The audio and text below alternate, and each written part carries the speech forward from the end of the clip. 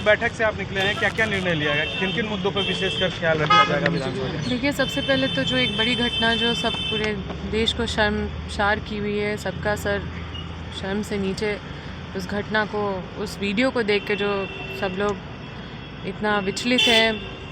परेशान है कि इस तरह की घटनाएं वहाँ पे हो रही है और 2-2 महीने तक एफआईआर दर्ज नहीं किया गया और इस चीज़ पे हम लोग विरोध करने वाले हैं। इस पे हमारी चर्चा हुई और ओबीसी आरक्षण को लेके किस तरह से गवर्नर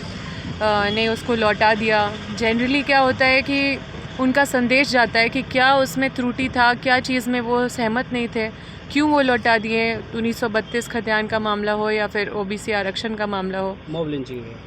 फिर मॉब लिंचिंग भी है। लगातार जितने भी विधेयक हम लोग विधानसभा से पास कर रहे हैं, दूसरे विधेयक को भी लौटा दिया जा रहा है। तो ये जो मंशा है वो उस पर हम लोग चर्चा कर रहे थे कि ये किस तरह का मंशा है जो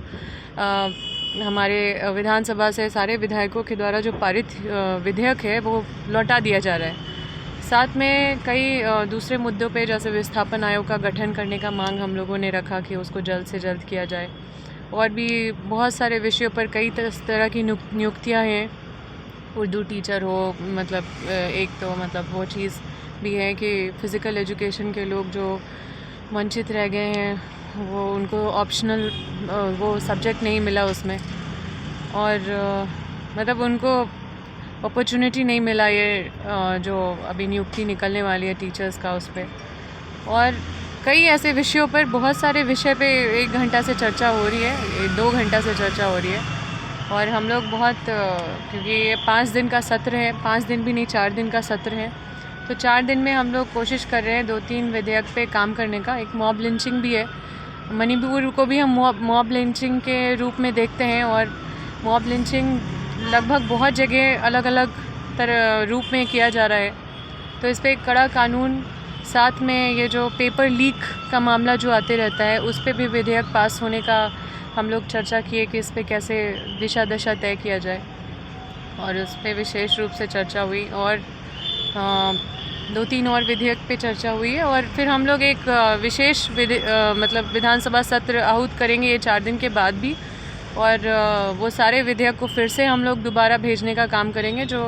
पहले पूर्व में भेजा गया है और किसी कारण से लौटा दिया गया है, कारण स्पष्ट नहीं किया गया है। जनरली राज्यपाल का संदेश आता है, वो सिर्फ ये नहीं कह सकते कि लौटा दे,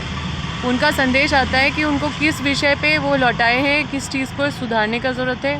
क्योंकि विधेयक तो सेम रहेगा, हम उसको चेंज तो करेंगे नहीं क्योंकि हमारा तो वही मुद्दा है। तो अलग विधेयक तो हम नहीं पारित कराएंगे, वो सेम विधेयक है, तो हमें भी तो मतलब स्पष्ट होना होगा कि जी एक सवाल अभी भी बना हुआ है, स्थानीय कौन और नियोजन नीति को लेकर जो है अभी भी सस्पेंस बढ़ रहा है। देखिए, आप लोग को पता है कि झारखंड सरकार बहुत सोच समझ के सारी विसंगतियों को दूर करके एक मतलब रूपरेखा तैयार की थी जिसको धरातल पे उतारने का कोशिश किया गया था, लेकिन हाई कोर्ट में उसको रिजेक्ट कर दिया गया। अब कोर्ट तो कोर्ट है, आप सब समझते हैं कि कोर्ट में क्या होता है। और जो लोग उसको चैलेंज किए वो बाहर के लोग थे कि हमें इसमें कोई सहभागी नहीं मिलेगा तो हम कहाँ जाएंगे। और अभी तो मतलब लगभग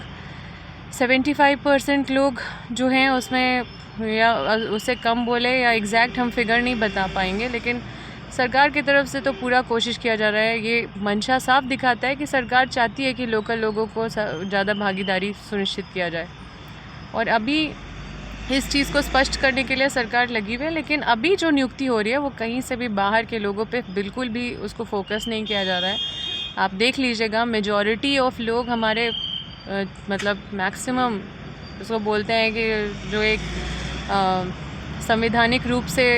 जिसको मान्यता मिलता है वैसा कोशिश किया जा रहा है कि वैसा रूपरेखा तय करके और वैसा नीति बनाने का कोशिश किया जा रहा है। और अभी जितनी भी नियुक्तियाँ हो रही है उसी बेस पे होगी। एक और विषय था कि 7 जिलों में जो 0% आरक्षण कर दिया गया है ओबीसी का, उस पर बात हो रहा है। हमने ये बोला कि ओबीसी को किस कैटेगरी पे, ओबीसी क्यों रहेगा, उसको जनरली कर दो, उसको एसटी कर दो, एससी कर दो, कुछ भी कर दो, लेकिन ये ओबीसी का मतलब क्या है कि एकदम ज़ीरो में आ गए कि कहीं भी आरक्षण नहीं मिल रहा है। और 7 जिलों में तो लगभग 0 कर दिया गया है। तो अभी जब तक ये गवर्नर इसको लौटा रहे हैं या फिर जो भी मंशा इनका नहीं है ओबीसी आरक्षण दिलवाने का, या बीजेपी का जो प्रोपेगेंडा है, क्योंकि ये 0 तो बाबूलाल मरांडी के टाइम से है, उन्हीं का किया हुआ है,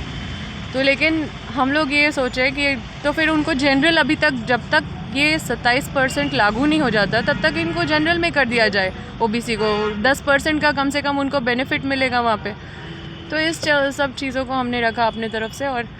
बाकी और भी विशेष रूप से बहुत सारी चीज़ों की चर्चा हुई सब विधायक लोग। ये जो आप कर ओबीसी विधेयक, मॉब लिंचिंग,